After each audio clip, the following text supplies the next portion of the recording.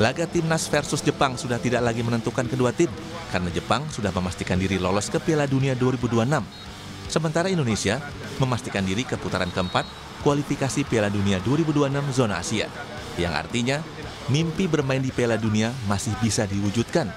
Dan salah satu ujiannya adalah melawan Jepang. Apakah kualitas timnas bisa naik level? Kita tunggu sore nanti. Saudara, sore nanti menjadi ujian bagi timnas Indonesia di bawah asuhan legenda sepak bola Belanda, Patrick Kluivert. Skuad Garuda berkesempatan naik level saat melawan Jepang nanti. Timnas saat ini bukanlah timnas yang dibantai Jepang di GBK November tahun lalu. Meski demikian, apakah timnas Indonesia bisa menyingkirkan Tiongkok dan Bahrain dari putaran ketiga benar-benar sudah naik kelas kualitas permainannya? Kita ulas bersama sejumlah narasumber. Ada analis sepak bola Firzi Idris. Terima kasih Mas Firzi, selamat pagi. Dan juga hadir pula Ignatius Indro, Ketua Umum Paguyuban Supporter Timnas Indonesia. Selamat pagi Mas Indro. Selamat pagi. Terima kasih. Dan juga ada mantan pemain Timnas Indonesia, Aji Santoso, yang bergabung secara daring. Selamat pagi Mas Aji. Selamat pagi Bung Tio, selamat pagi semuanya. Selamat pagi. Pagi Coach. Selamat pagi Bapak-Bapak. Pagi. Saya mau langsung ke Mas Firzi Idris. Ya. Evaluasi Mas, Indonesia versus Tiongkok. Ya, pertandingan yang luar biasa ya menurut saya, karena kita juga menurunkan 4 starter dari Liga 1 dan beberapa pemain lain juga dari Liga Domestik turun. Dan Coach Patrick menekankan betapa hebatnya para pemain kita juga dalam keberanian memainkan bola ya, memegang possession. Itu adalah suatu hal yang dia tekankan di konferensi pers usai laga. Dan kita mendapatkan kemenangan yang kita perlukan, walaupun idealnya memang kalau melihat-lihat apa yang Coach Patrick utarakan ya setelah pertandingan, terutama kayaknya memang dia ingin lebih banyak gol lagi setidaknya ya, karena kita mencetak 1 gol lawan Bahrain, 1 gol lawan China. Kita memang menciptakan lebih banyak big chance lawan China ketimbang big chance lawan Bahrain ketimbang lawan China. Tapi setidaknya kita bisa membatasi mereka ke hanya 1 tembakan on target ya. 1 tembakan on target lawan China dan 1 tembakan on target lawan Bahrain. Itu sisi positifnya. Tapi di satu sisi kita juga bermain lebih menyerang. Kita berkali-kali menguji pertahanan mereka. Kita menciptakan lebih banyak situation di dalam box. Kita menciptakan melakukan lebih banyak touches di kotak penalti mereka. Dan ini adalah sisi positif yang bisa kita bawa ke pertandingan berikutnya. Kombinasi Egy. Kita sebelum laga kita bertanya-tanya seperti apa timnas ini tanpa Lino, tanpa Ragnar, tapi dengan adanya Ricky Kambuaya, dengan permainan Egy Maulana Fikri yang luar biasa kemarin, pengertian dia dengan Ole Romeni di lini depan itu sangat luar biasa. Jakob juga bermain luar biasa di sisi kanan.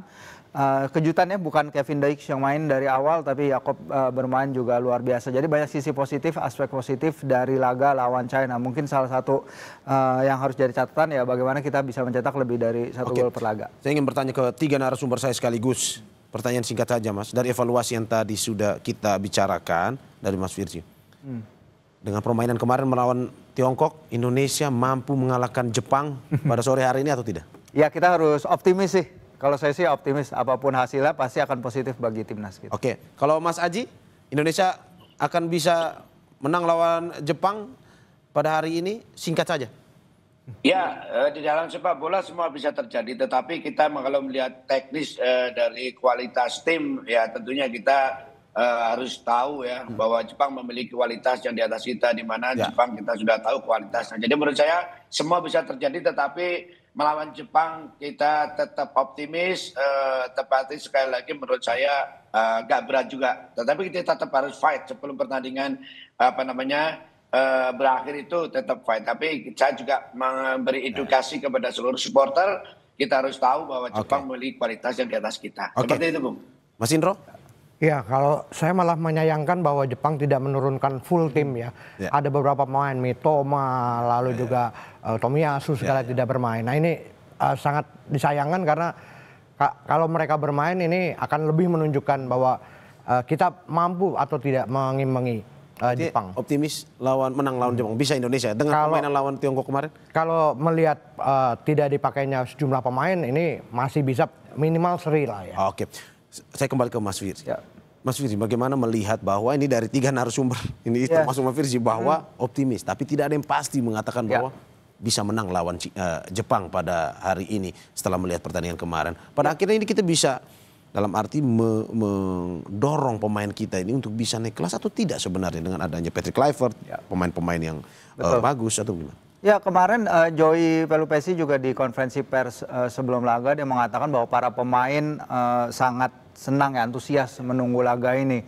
Gak setiap kali kita menghadapi Jepang, the best ranked team di Asia, tim yang pertama memastikan kelolosan ke Piala Dunia 2026, tim yang konsisten lolos ke Piala Dunia sejak mereka pertama kali tampil di sana tahun 1998. Ujian seperti ini akan menjadi laga luar biasa bagi para pemain kita juga ya, dan juga bagi para supporter kita. Kalau mungkin beberapa tahun lalu kita mungkin bertandangnya ke Vietnam, ke Filipina dan lain-lain, paling banter itu, dan sekarang kita bisa bertandang ke Jepang, ke Arab Saudi, dan nanti juga kita akan menghadapi beberapa laga tandang lagi nih, akan menjadi pengalaman luar biasa. Dan Tom Hai juga udah bilang di podcastnya bahwa ini nanti akan jadi kesempatan nih untuk melihat how far we become sebagai tim, tapi juga menguji kualitas di lini tengah, karena di lini tengah masih ada, walaupun tadi udah banyak yang absen ya, Mas Indro udah bilang masih di tim ini masih ada Take Kubo, masih ada Wataru Endo, Zion Suzuki yang main bagus sekali bersama Parma musim ini,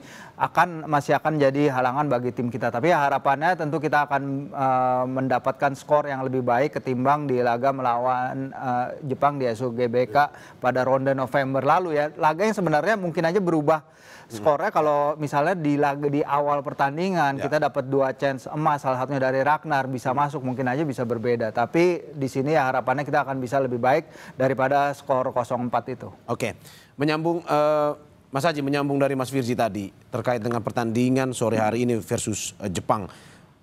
Pertandingan ini tidak pada akhirnya mempengaruhi klasemen, menang pun tetap, kalah pun tetap. Menurut Anda para pemain timnas bagaimana menanggapi permainan malam sore hari ini? Apakah memang harus serius seperti kemarin melawan Tiongkok, ataukah bisa santai-santai saja lah? Tapi ini terkait dengan ini bagaimana melihat Jepang sebagai sebuah loncatan stepping stone untuk bisa naik kelas nih? Iya, menurut saya sih pertandingan nanti sore itu tidak terlalu besar tekanan buat pemain-pemain kita ya, buat tim kita. Karena apa? Karena ini pertandingan sudah tidak menentukan lagi apapun hasilnya. Apakah kita menang, apakah kita kalah, kita tetap melaju pada babak keempat kan gitu. Jadi menurut saya pemain seharusnya lebih santai, lebih enjoy, tetapi tetap serius. Kenapa? Karena yang dibawa ini adalah nama bangsa gitu loh. Jadi tetap fight, tetap serius, dan lebih enjoy dalam permainan karena sudah tidak ada beban.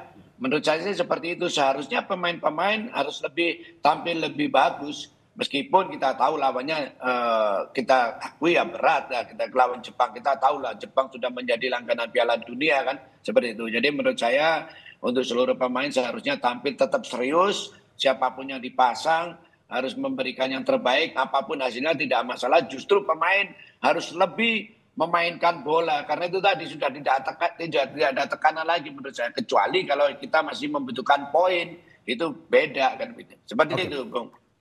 Oke, Coach, apakah melihat dengan misalkan pertandingan malam ini kan juga tidak mempengaruhi, apakah mungkin saja Patrick Kluivert tidak akan menurunkan pemain-pemain inti seperti versus Tiongkok kemarin, lebih ke ya sudah saya ini pada malam hari ini saya cobalah pemain-pemain yang kemarin mungkin belum berlaga, ataupun untuk mengistirahatkan pemain-pemain inti agar di pertandingan berikut tidak cedera ataupun tidak terganggu fisiknya? Iya, bisa saja pemikiran seperti itu oleh seorang head coach ya.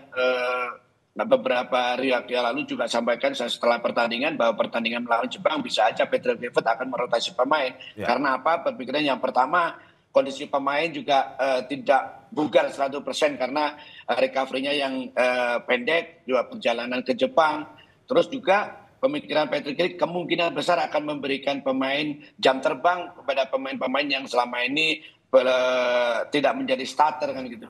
Artinya ketika mereka memberi kesempatan kepada pemain yang lain, ketika pemain itu dibutuhkan pertandingan di ronde 4 nanti mereka juga sama-sama sudah siap gitu. Jadi menurut saya seperti itu bisa aja Patrick Kluivert akan memberikan pemain-pemain untuk merotasi, mengistirahatkan pemain-pemain yang selama ini menjadi starting line up. Seperti itu Bung. Ya. Berarti ada kesempatan juga bagi pemain-pemain lain yang belum bisa bermain, bisa bertanding lawan Jepang ya. Iya betul. Sekalinya turun lawan Jepang juga nih Coach.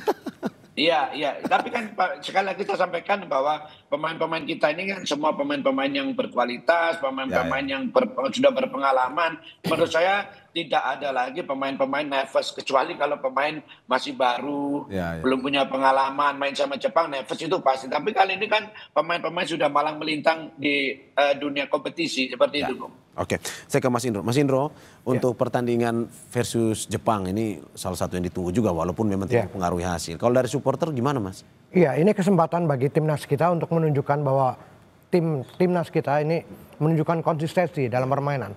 Kita sudah cukup konsisten ketika melawan Bahrain dan juga melawan China ya. Nah, ini Jepang di level yang lebih tinggi lagi.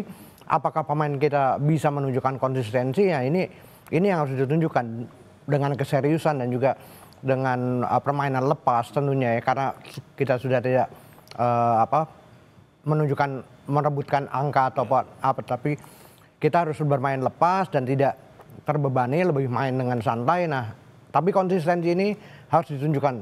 Apakah memang timnas kita bisa melakukan konsistensi nanti untuk di putaran keempat. Tapi dari supporter sendiri pengennya mainnya serius malam ini atau santai aja? Tentunya serius karena ini kesempatan menunjukkan timnas kita menunjukkan kualitasnya ya. Kualitas. Jadi tetap mempertahankan kualitas seperti melawan Tiongkok kemarin untuk melawan Jepang ini ya. Betul. Oke, saya ke Mas Firzi. Mas Firzi, kalau melihat Patrick Kluivert lah, kita 2 pertandingan Bahrain versus Tiongkok. Menurut analisis Anda, apakah sebenarnya Patrick Kluivert ini, mungkin masih 2 pertandingan ya susah lah kita menilai. Tapi apakah memang memberikan dampak positif sebenarnya untuk timnas Indonesia? Itu sudah pasti ya, kita lihat tim bermain secara struktur juga lebih baik, dan itu juga yang diungkapkan Tom kemarin di podcast dia juga ya, bagaimana kalau struktur tim ini udah bagus, bahkan pemain-pemain yang mungkin bukan dalam kualitas terbaik di dunia, mereka bisa saling membantu satu sama lain agar membuat pertandingan itu lebih mudah bagi mereka, dan itu terlihat juga di pertandingan kemarin. Kita sebenarnya mungkin banyak juga yang cukup kaget ya ketika di babak kedua, ketika laga juga masih 1-0, Coach Patrick dan tim berani menurunkan Beckham Putra untuk debutnya, Stefano, terus ada juga Ramadan yang turun dari bangku cadangan, sementara pemain kayak Rafa, kayak Nathan yang memang secara menit bermain sangat-sangat kurang sekali musim ini, dan Coach Patrick berani menurunkan pemain-pemain kita yang kemudian mereka membayar kepercayaan Coach Patrick dengan sangat luar biasa, dan ini yang akan juga sangat menarik ke depannya, artinya akan ada persaingan lagi. Lino menurut saya juga penampilan Egy kemarin mungkin dia nggak akan otomatis kembali ke tim. Ricky mungkin sekarang jadi automatic starter, sementara Ragnar juga sejak Maret kemarin, sejak ronde laga Maret dia nggak bermain lagi di FC Dender, dan dia nggak ada di DSP kita ini untuk pertama kalinya sejak dia dipanggil melawan Vietnam pertama kali.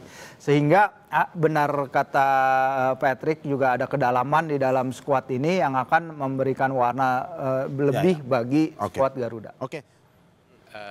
Bisa 2-1 atau 3-1, tapi yang menang Jepang. Cuman mungkin ada kans juga buat Indonesia nahan imbang. Saya bilang skornya seri 1-1. Nah, tapi harapan kita ya Indonesia itu bisa menang lah 2-1. Palingan ya 1-0 lah. Tapi kalau untuk ini tahan imbang aja. Mungkin imbang ya 1-1. 1-1. Gak ada potensi kah kira-kira peluang Indonesia lebih unggul atas Jepang? Kalau peluang sih ada ya, tapi agak sulit sih. Saya masih ke Mas Firzi. Mas Firzi, bagaimana Anda melihat Patrick Kluivert? Menurut Anda, walaupun 2 pertandingan kita belum bisa bilang ini sebuah penilaian yang cukup sebenarnya ya. Tapi paling tidak melihat 2 pertandingan ini, menurut Anda, apakah memang Patrick Kluivert sudah memberikan dampak yang positif terutama dari strategi, taktik dan segala macam? Ada perubahan dari yang sebelumnya ataukah memang ini ya sama-sama aja, tapi memang kebetulan saja kemarin mungkin menang? Ya, ini persis yang ditanyakan wartawan Jepang juga ke Coach Patrick di konferensi pers kemarin, dan juga observasi kita terhadap apa yang dilakukan Coach Patrick, Coach Alex dan Coach Dani selama ini. Memang pertama dia menangani tim kan di ronde Maret itu dia baru datang Januari, 2 bulan waktu yang sangat singkat. Dia di Sydney baru ketemu tim hanya sehari untuk mereka bisa full latihan. Jadi memang tidak bijaksana ketika itu untuk mengubah skema dari apa yang para pemain dan udah tahu dan itu yang ditekankan juga kepada dari Coach Patrick kepada media kemarin bahwa kalau untuk mengubah apa yang para pemain ini udah tahu itu akan terlalu riskan dengan waktu persiapan yang mepet ya. Karena dia bilang bahwa mungkin skema yang dipakai sekarang ini sistem 3 back 2 wing back mungkin not necessarily apa sistem ideal bagi dia. Tapi dia mengatakan bahwa saya sebagai asisten pelatih timnas Belanda juga bermain dengan sistem ini, yaitu ketika dia menjadi asistennya Louis van Gaal di 2014. Ketika itu Belanda juga bermain dengan formasi mirip ya 3-4-3, 3-5-2 atau variasinya. Mungkin Patrick dengan ya dia tumbuh besar dengan sistem sepak bola Belanda, Johan Cruyff dan lain-lain, mungkin lebih cocok dengan 4-3-3. Tapi dia mengatakan bahwa tim sekarang tuh nyaman dengan formasi ini sehingga nggak make sense juga bagi dia untuk ganti. Yang menarik adalah dia mengatakan bahwa mungkin di round 4 atau di ronde September ya di mana kita punya 2 laga uji coba untuk mengetes tim sebelum bertanding di round 4 pada ronde Oktober. Bisa jadi dia mengubah skema dan itu dia utarakan tuh kemarin. Cuman balik lagi ke apa yang membuat tim ini works. Karena tim ini sejauh ini mendatangkan 3 poin lawan Bahrain, lawan China. Walaupun nanti mungkin kita akan menghadapi lawan-lawan yang akan lebih sulit. Secara ranking FIFA juga pasti lebih tinggi ketimbang Bahrain dan Tiongkok itu. Dan nanti kita akan lihat seperti apa yang akan dilakukan Coach Patrick karena kalau dia ada waktu karena dia mengatakan TC di Bali ini sangat berguna sekali berguna sekali untuk menguji struktur tim untuk melatih para pemainnya utak-atik komposisi walaupun secara garis besar nggak ada yang berubah terlalu banyak dari ketika bersama Coach Shin tapi nanti ke depan yang mungkin aja dia ngelihat akan ada evaluasi taktik untuk evolving lah tim ini menjadi sesuatu yang lebih maju lagi ke depannya. Oke, Mas Haji, kalau melihat ini banyak yang bilang bahwa sekarang kita mainnya ya seperti yang tadi Mas Firsi bilang lebih total football katanya. Kalau ini komen-komennya benar nggak sih Mas? Ya, saya ingin menambahkan sedikit ya apa yang menjadi keputusan dari Patrick Kluivert ini kalau masalah masalah formasi itu Patrick Kluivert meneruskan karena STY kan juga selalu menggunakan formasi 4-2-1 atau 3-4-3 ya, tetapi ini sudah diteruskan dan positif gitu loh. Jadi memang sangat riskan kalau Patrick Kluivert dengan waktu yang tidak terlalu lama merubah formasi dari 3-4-2-1 menjadi 4-3-3. Nah, nanti di bulan September katanya Bung Firji kan ada kesempatan untuk coba. Disitulah mungkin Patrick akan mengeksplor bagaimana dia akan menggunakan formasi tetap 3-4-2-1 atau 4-3-3. Kalau ada 2 kali uji coba tentunya Patrick akan menggunakan 2 formasi tersebut. Ya, baru dari situ akan dievaluasi lagi kira-kira formasi yang mana yang cocok untuk tim kita. Tetapi sejauh ini saya pikir berjalan sangat baik. Apa yang disampaikan, apa yang dikomentari oleh netizen banyak melakukan turnover memang mengarah ke sana gitu loh. Mereka berani pegang bola, mencoba mendominasi permainan dengan penguasaan bola yang cukup bagus dan ini sudah dilakukan dan hasilnya juga cukup positif kan gitu. Dengan 2 kemenangan beruntun ini saya pikir timnya Patrick Kluivert ini ada improve, ada peningkatan yang cukup bagus di dalam tim ini. Seperti itu, Bung. Oke. Saya ke Mas Indro. Mas Indro, Patrick Kluivert sudah mencuri hatinya pendukung timnas Indonesia atau bagaimana dengan 2 hasil yang positif dan juga ini ke depan kita ya melihat pertandingan di putaran keempat nanti? Yang terutama tentunya adalah Patrick Kluivert berani menggunakan pemain-pemain yang berasal dari Liga 1 ya. Ini pemain-pemain terbaik. Nah ini yang saya kira ini hal yang positif karena Patrick Kluivert bisa menilai pemain-pemain terbaik kita dan pada kenyataannya bermain sangat baik ketika menghadapi Cina ya. Dan seperti Ricky Kambuaya ini juga mampu mengimbangi pemain-pemain diaspora. Saya pikir dengan beraninya Patrick Kluivert menggunakan itu, ini adalah hal yang positif sehingga pemain-pemain yang bermain di Liga 1 sendiri ini tentunya punya harapan untuk bermain di timnas ke depannya. Nah ini yang saya nilai ini hal yang positif dari Patrick Kluivert. Oke, berarti memang pada akhirnya kita juga berharap ke depan permainan ataupun strategi yang diberikan oleh Patrick Kluivert ini ya memberikan kesempatan kepada semua pemain timnas ya untuk bisa berlaga, terutama ini pada pertandingan malam ini nih versus Jepang ini yang kita tunggu-tunggu. Siapa pemain yang tunggu-tunggu versus Jepang malam ini nih? Dari tim kita? Tim kita. Sebenarnya saya ingin lihat mereka bekerja sebagai kolektif lagi sih, lebih ya. Tapi mungkin kalau ini kan kabarnya tadi malam Rizky Ridho mengalami keluhan di hamstringnya ya. Yang mungkin salah satu sorotan kalau memang Ridho nggak bisa main, mungkin saya ingin lihat Mes dengan Jai bermain bareng, karena selama ini kita melihat Mes dan Jai bermain bareng tuh ada sesuatu yang masih off dari mereka ya, dan ini sesuatu yang harus mereka figure it out. Walaupun memang kalau dengan Rizky Ridho main, Jai dan Justin mereka main bareng bertiga, mereka mencatatkan 7 clean sheet dari 8 laga mereka bermain bersama, dan 1 laga di mana mereka nggak mencatatkan clean sheet adalah ketika menghadapi Jepang di ronde laga November di GBK, yang dari awal udah kita tahu itu pertandingan lepas lah bagi kita. Tapi fakta bahwa mereka bisa mencatatkan clean sheet sebanyak itu, dan dinamika serta komposer di antara mereka, komunikasi, organisasi, struktur permainan dari 3 mereka di belakang termasuk build up mereka sangat bagus sekali, dan itu yang belum terlihat ketika Mes bermain dengan Jai, baik itu di melawan China di Qingdao atau ketika menghadapi Australia di Sydney. Dan ini yang mungkin kita bisa lihat lagi, tentu kita expect lebih dari kombinasi itu karena secara market value itu 2 pemain kita yang paling besar loh harganya, dan kita harapannya tentu ingin melihat mereka bisa bermain bagus bersama dengan lebih baik ketimbang apa yang telah mereka tunjukkan selama ini. Mungkin itu aja sih yang saya lihat.